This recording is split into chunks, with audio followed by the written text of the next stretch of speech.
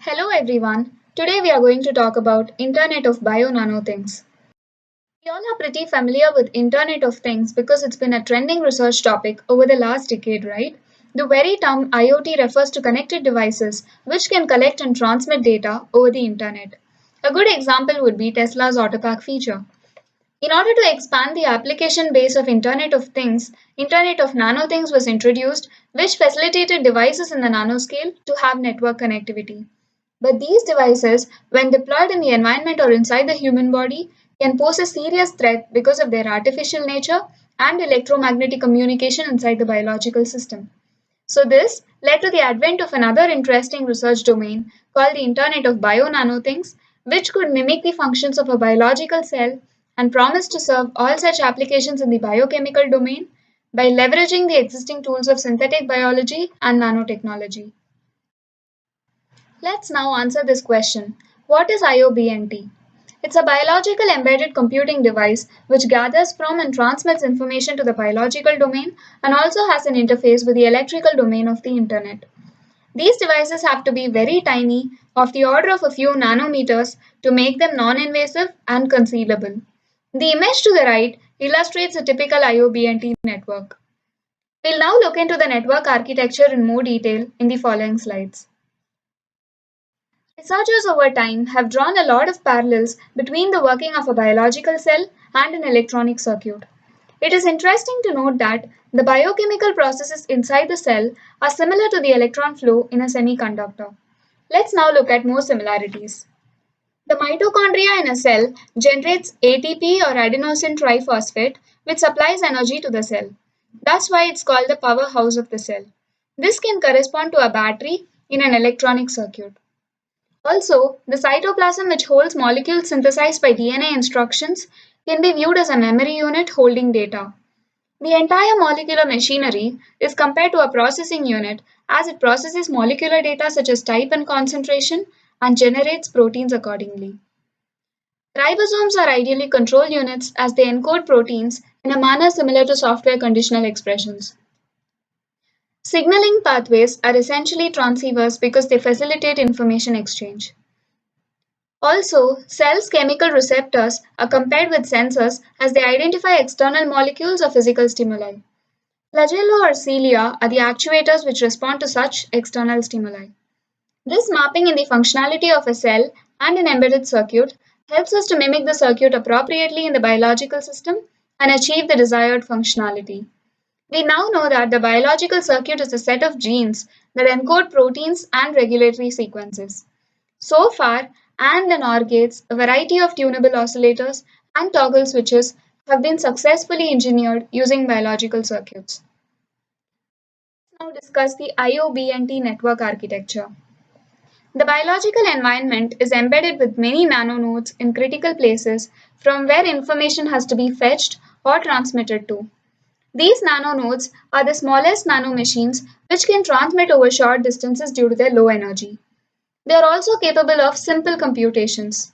These nodes are in turn controlled by nanorouters via control commands such as on, off, or sleep.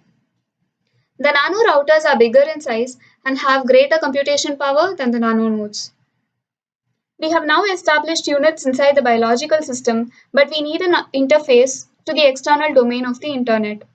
That's why we need the nano-micro interface, which facilitates communication from the microscale to nanoscale and vice versa. Next, we need the entire system to be controlled remotely over the internet. We use a gateway for this purpose. In case of intra-body scanning, the nano-micro interface could communicate to the gateway, which is an advanced mobile phone. This phone can in turn feed the information to the healthcare unit, and based on the data received, the healthcare unit issues signals for the synthesis and release of certain drugs. This can also help repair failure in the communication between internal organs such as the endocrine and the nervous system. We'll now discuss about molecular communication and how principles of wireless communication hold good for it too. Well, molecular communication is the transmission or reception of information encoded in molecules. Here's the general block diagram of molecular communication, which is very similar to any other communication block. Synthesis here refers to the generation of molecules. It is followed by encoding or modulation of molecules based on their chemical characteristics. These molecules are then transmitted from the source transmitter to the destination receiver. Based on the distance between the transmitter and the receiver, the molecular communication can be classified as follows. Intracrine when the source and the destination are within the same cell. A good example of this is a class of cytoskeletal molecular motors called kinesin, which move along the microtubules carrying a set of molecules called vesicles. They transport these molecules from the nucleus to the cell membrane and vice versa. The second type is juxtacrine communication, wherein the source and the destination cells are in contact with each other. Diffusion of calcium ions into neighboring cells is an example. Here, calcium ions navigate a distance proportional to the thickness of the two cell membranes, which is regarded as a very short range communication of the order of 10 to 100 nanometers. The third kind is paracrine communication, wherein the source and the destination are in the vicinity of each other but not actually in contact. For example, some bacteria carry DNA molecules called plasmids to distant bacteria by swimming to the destination following certain chemical trails. This process of chemotaxis can be characterized as medium range communication. The final category is endocrine communication, which is long range and of the order of a few meters. An example of this is hormones propagating through the circulatory system to distant organs to stimulate cell growth and reproduction. Wireless transport of molecules occurs either through molecular diffusion or through a fluid carrier. As discussed before, prior to transmission, molecules are modulated in frequency, time, or amplitude. Frequency modulation involves control in the speed of emission. Time modulation is achieved by controlling the emission time of each molecule, and amplitude modulation by controlling the number of emitted molecules. Let us now take the case of amplitude modulated molecules and determine the nature of the channel. As you can see from the image, n molecules are released to transmit information bit 1 and 0 molecules for bit 0. Molecular propagation is random and hence follows Brownian motion. Hence, whenever a molecule escapes the transmitter, the time at which it reaches the receiver is probabilistic. Only the molecules received in the time slot Ts are considered to be useful in this model. The probability that a molecule is absorbed in time slot Ts increases with increase in the length of the time slot. So larger the reception time, higher is the probability that the molecule can reach the receiver. Also, the absorption probability decreases with the distance. Hence, it is consistent with our intuition that greater the distance between the transmitter and the receiver, the more difficult it is for the receiver to absorb the molecule. So using the concepts of wireless communication, molecular communication can be tailored artificially inside the biological environment. But there are some challenges too.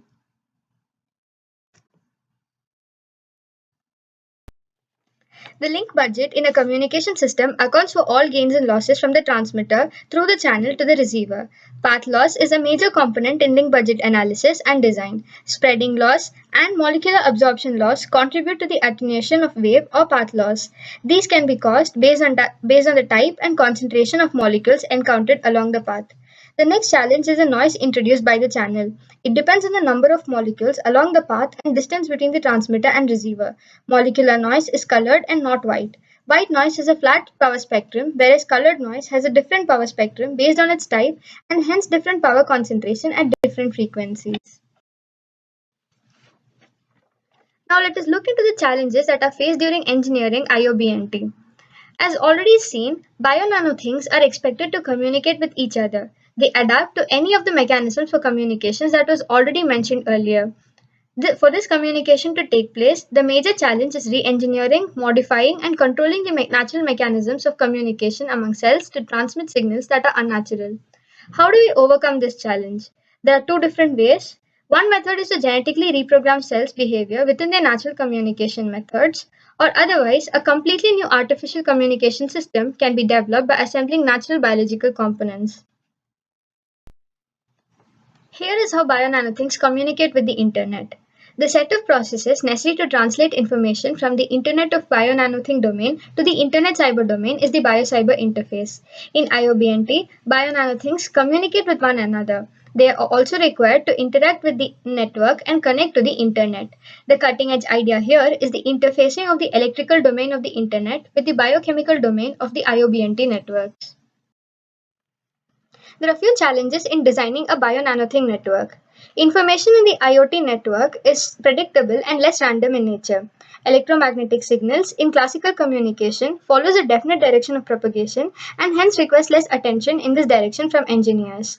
However, molecular information, as you can see in the illustration, does not have a regular predictable path of transmission. It covers a very random path between source and destination.